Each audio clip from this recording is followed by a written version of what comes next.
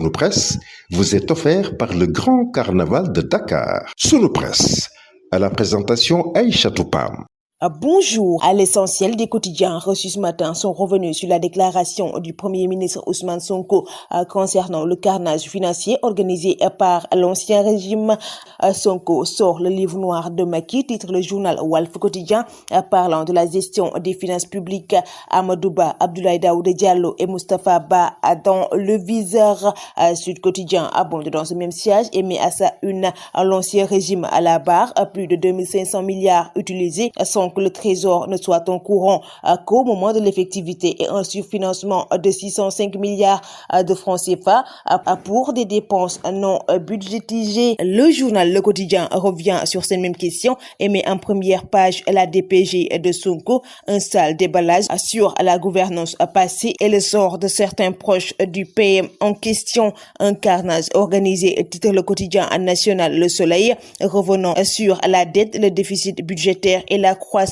Un endettement de plus de 15 600 milliards de francs CFA en fin à 2023 au lieu de 13 700 annoncés. Sonko dévoile les chiffres du mal. Selon le journal Réumi Quotidien, nous étions loin d'imaginer que les choses étaient aussi catastrophiques. Macky Sall et ses ministres ont menti aux Sénégalais et aux partenaires, selon Ousmane Sonko. Nous rapporte le journal Sale maquillage, titre le quotidien L'Observateur, parlant des faux chiffres de l'ancien régime, le doute des économistes et le niveau de risque sur l'environnement financier, et Ousmane Sonko qui annonce des poursuites contre Macky Sall, Amadou Ba, Abdoulaye Daouda Diallo et Moustapha Ba. Le journal Enquête revient sur les graves accusations de Sonko avec la falsification des indicateurs économiques.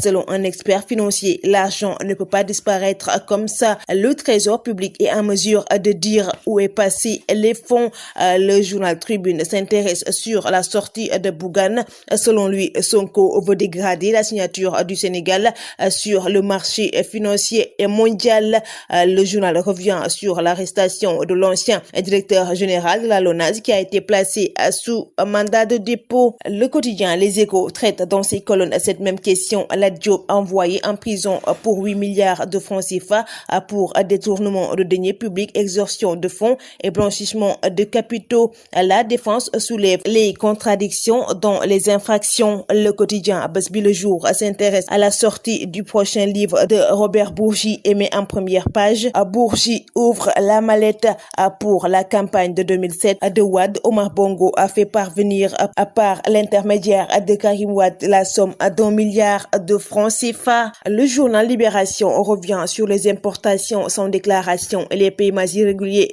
pour enlever des marchandises, des faux bons du Trésor au cœur du dossier. La douane intercepte des chèques de la direction de l'ordonnancement et de l'obligation cautionnée. Les faits en cause s'étalent entre 2019 et 2023. Le parquet demande l'ouverture d'une information judiciaire.